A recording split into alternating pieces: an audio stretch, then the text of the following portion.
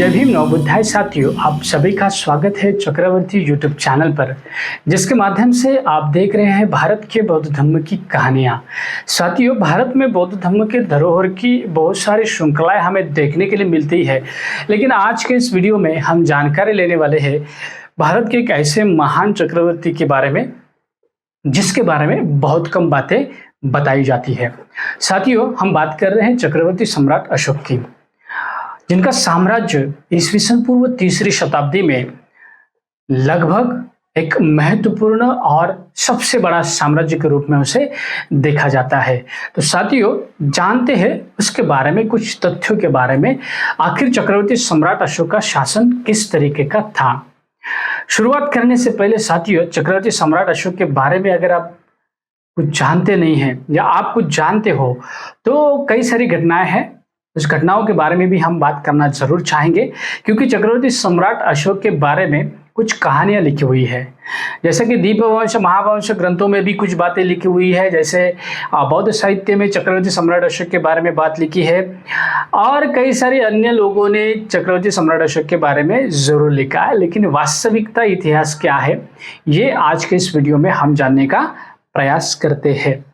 चक्रवर्ती सम्राट अशोक एक महान शासक के रूप में ही नहीं, तो एक आदर्श राज्यकर्ता जिसे कहा जा सकता है, कि जिसने उस समय की जो राज्य व्यवस्था थी, जिसे हम ये कह सकते कि राजशाही के नाम से उसे जाना जाता था, वो उसमें लोकतंत्र की नींव रखने का काम चक्रवर्ती सम्राट अशोक ने किया है।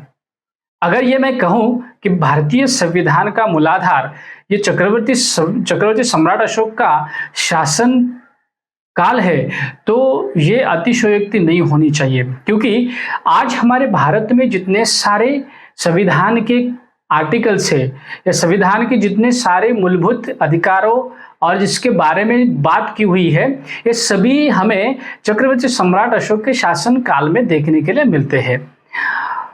हम संघ राज्य की बात करते हैं तो ये भी चक्रवर्ती सम्राट अशोक की राज्य की व्यवस्था है। हम भारत के न्याय व्यवस्था के बारे में बात करते हैं तो ये भी सारी बातें हमें चक्रवर्ती सम्राट अशोक के बाद शिलालेखों से और भी महत्वपूर्ण बातें सामने आती है। चक्रवर्ती सम्राट अशोक ने अपने शासन काल में कुछ महत्वपूर्ण बातें की है, वो मैं आपको बताना जरूर चाहता हूं, क्योंकि आमतौर पर जितने सारे राजा होकर गए हैं उनका एक मोटो हुआ करता था कि अपना राज्य बढ़ाना है, और अपना राज्य बढ़ाने के लिए वो और राजाओं के या राज्य प्रदेशों में आक्रमण करके वो काबिज किया जाता था। चक्रवर्ती सम्राट अशोक के समय में इतना बड़ा साम्राज्य कैसे हुआ, इसके बारे में अगर हम बात करेंगे तो ये ऐसे राजा होकर गए हैं जिन्होंने मैत्रीपूर्व संदेश दिया है कि मैं आपके राज्य की प्रजा के लिए भी कुछ करना चाहता हूं। जैसे कि मेरे राज्य की जो प्रजा है वो तो मेरी संतान है, और ये मानने वाला चक्रवर्ती सम्राट अशोक है कि मेरी प्रजा मेरी संतान है। ये कई किताबों में लिखी हुई कहानियां नहीं है, ये सम्राट अशोक के शिलालेखों में अभिलेखों से आया हुआ शब्द है, आया हुए इतिहास है, जो कई सारे लोग बताते नहीं हैं। चक्रवर्ती सम्राट अशोक के बारे में एक महत्वपूर्ण बात यह है कि उस समय में इंसानों के बारे में तो हम आज सोच सकते हैं, लेकिन कोई ऐसा सम्राट होकर गया हो जिसने उस समय पशु पक्षियों के बारे में भी सोचा हो कि अगर इंसान बीमार हो सकता है तो जानवर भी बीमार हो सकते हैं। यह संवेदनशीलता जिसे हम कहते हैं कि एक सम्राट, मतलब चक्रवर्ती सम्राट है, वो ये बातें सोचे और काम करे, तो आप सोच सकते हैं कि कितनी महत्वपूर्ण और महत्वाकांक्षा से राज्य व्यवस्था चलाई है। और यही हमारे संविधान में भी हमें देखने के लिए मिलता है, जो हमारे आर्टिकल से, अगर आप किसी जानवर को, आप बिना मतलब के कोई जानवर को मार भी नहीं सकते, कानूनन गुनाह होता है। क्यों होता है? और ये भी है कि हमारे राज्य व्यवस्था में पशु पक्षियों के लिए भी दवाखाने यानी कि हॉस्पिटल्स निर्माण किए हुए हैं। उसका रीजन क्या है? तो रीजन हमें देखने के लिए मिलता है कि लगभग ईसा पूर्व तीसरी शताब्दी में ये सारी बातें चक्रवर्ती सम्राट अशोक ने अपने शासनकाल में स्थापित किया हुआ है। तो यही बात आज हमें समझनी चाहिए कि उस समय के चक्रवर्ती सम्राट अशोक का ये जो बातें हैं, यानी इनका जो राज्य आदेश है, उनका राज्य शासन है, ये कितना महत्वपूर्ण होगा। आज के वर्तमान स्थिति में बहुत सारे लोगों को ये बात साफ साफ ऐसे लगती है कि चक्रवर्ती सम्राट अशोक ने अपना राज्य चलाया था। कोई तो ये भी बताते हैं कि कलिंग के बाद वो आदर्श राज्य व्यवस्था उन्होंने चलाई, या कलिंग के पहले वो बहुत ही खौफनाक और तानाशाह हुआ करते थे। उन्होंने अपने 99 यानी कि 99 भाइयों का कत्ल किया राज्य काबिज करने के लिए। तो ये सारी मनगढ़ंत कहानियां बनाई हुई है। अगर मैं कहूं कि चक्रवर्ती सम्राट अशोक के अभिलेखों में इतनी सारी जानकारी मिलती है कि चक्रवर्ती सम्राट अशोक ने राज्य कैसे चलाया है। जैसे कि गिरनार के 14 एडिक्ट है, जिसे बृहद शिलालेख कहा जाता है, चतुर्दश शिलालेख कहा जाता है, लघु स्तंभलेख कहा जाता है, स्तंभलेख कहते हैं। ऐसे कई सारे अभिलेख हैं जिसमें चक्रवर्ती सम्राट अशोक ने अपने राज्य में मैंने क्या क्या किया है ये भी बताया है, और क्या नहीं करना चाहिए, क्या करना चाहिए ये भी बताया है। तो ऐसे पहला सम्राट होगा जिसने अपने राज्य में अपने आदेश लिखित तौर पर रखे हैं। कई सारे राजाओं के इतिहास की जानकारी इसीलिए नहीं मिल पाती है क्योंकि उन्होंने इसके बारे में सोचा नहीं है, लेकिन इन्होंने इसके बारे में जरूर सोचा है कि उस समय की भाषा प्राकृत हुआ करती थी और पूरे देश की भाषा प्राकृत हुआ करती थी। मतलब वो राज्य भाषा जिसे माना जाता, राज्य भाषा का दर्जा प्राकृत भाषा का है, और प्राकृत भाषा में ही सभी शिलालेख अभिलेख देखने के लिए मिलते हैं। तो ऐसा क्यों? क्योंकि चक्रवर्ती सम्राट अशोक ने पूरे राज्य में या पूरे अपनी राज्य व्यवस्था में इस तरीके का संविधान बनाया होगा। मैं अभी तो संविधान अपने संविधान से हम रिलेट करेंगे। तो अगर राज्य चलाना है तो उसको संविधान की जरूरत होती है, चाहे वो राजेशाही हो चाहे वो लोकशाही हो, दोनों में भी संविधान का जरूरी होना, यानी कि राज्य चलाने के लिए किस तरीके से चलाना चाहिए इसके लिए कानूनन संविधान होता है। तो चक्रवर्ती सम्राट अशोक के समय में भी जरूर होगा, क्योंकि उनके अभिलेखों में जितने सारे राज आदेश है तो ये यही बताते हैं कि कौन से अधिकारियों को किस लिए चुना है, और सभी अधिकारियों को अपने अधिकार क्षेत्र का दौरा करने के लिए बोला है। ये नहीं कहा है कि आप दफ्तर में बैठो, ये भी कहा है कि अपने अधिकार क्षेत्र का दौरा करे। किस लिए करे? कि लोगों के लिए जो मैं सुविधा दे रहा हूं या आपको जिसके लिए नियुक्त किया है, लोगों की समस्याओं का हल और समाधान ढूंढने के लिए, तो आप लोगों की समस्या क्या है ये जानने का काम करें, और उसके बाद आकर वो पूरा रिपोर्ट मुझे दे ताकि इसके ऊपर सही और सटीक कार्रवाई हो। अभी ये कहा जाता है कि चक्रवर्ती सम्राट अशोक के अभिलेखों में यह भी कहा है कि चक्रवर्ती सम्राट अशोक ने अपने अधिकारियों को बताया है कि मेरे प्रजा की समस्या का अगर कोई समस्या है तो वो मुझे बिना परमिशन से आप बता सकते हैं।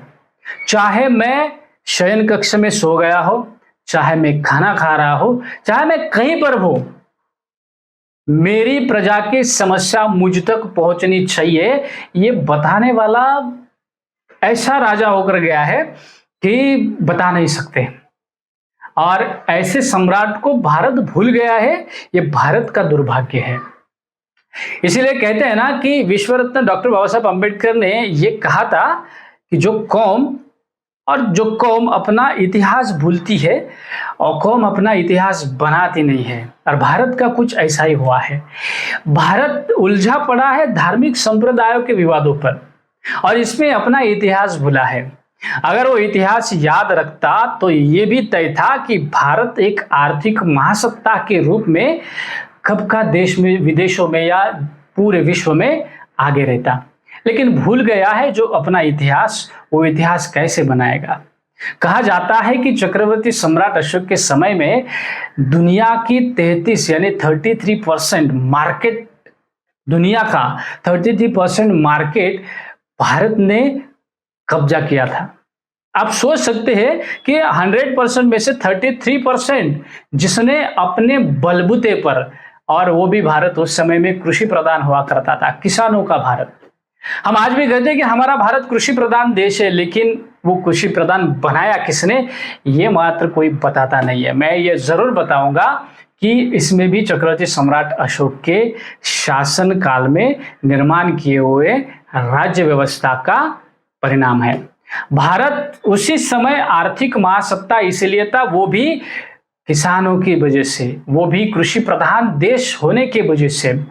आज हम ये कहते कि हरित क्रांति हमने लाई, दुग्ध क्रांति हमने लाई, सो एंड सो जितने सारे राजकीय पक्ष है वो अभी बताते कि ये सब हमने किया है, लेकिन इसका सभी का क्रेडिट अगर किसी को देना चाहोगे तो एकमात्र सम्राट है जिसका नाम है चक्रवर्ती सम्राट अशोक।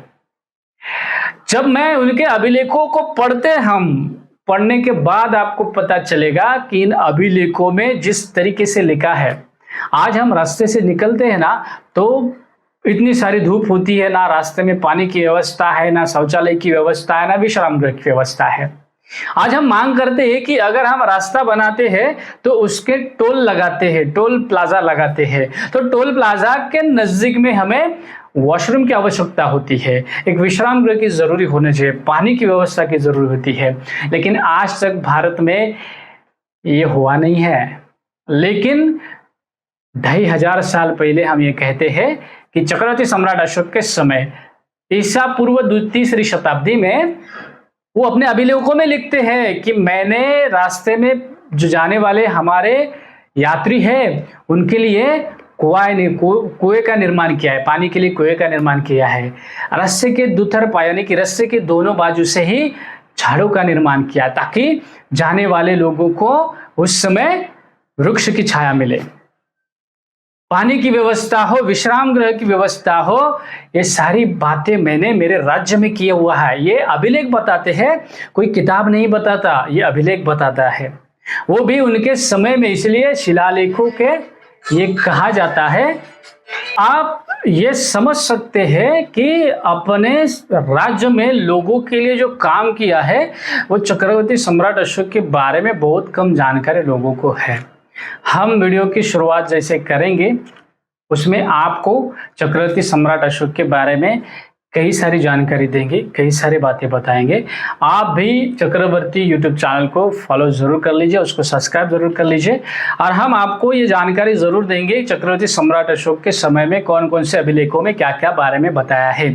तो आने वाले सभी अभिलेखों की श्रृंखला हम आपको जरूर बताएंगे और उसका विश्लेषण भी करेंगे ताकि आपको इस अभिलेख में क्या लिखा है और क्या नहीं लिखा है इसके बारे में जानकारी मिलेगी। तो चक्रवर्ती यूट्यूब चैनल को सब्सक्राइब करना ना भूलिए और ज्यादा से ज्यादा लोगों को शेयर करना भी ना भूलिए। तो मिलते हैं दोस्तों चक्रवर्ती के यूट्यूब चैनल पर आने वाले चक्रवर्ती सम्राट अशोक के अभिलेखों की श्रृंखला में। तब तक के लिए आप सभी को जय भीम, नमो बुद्धाय।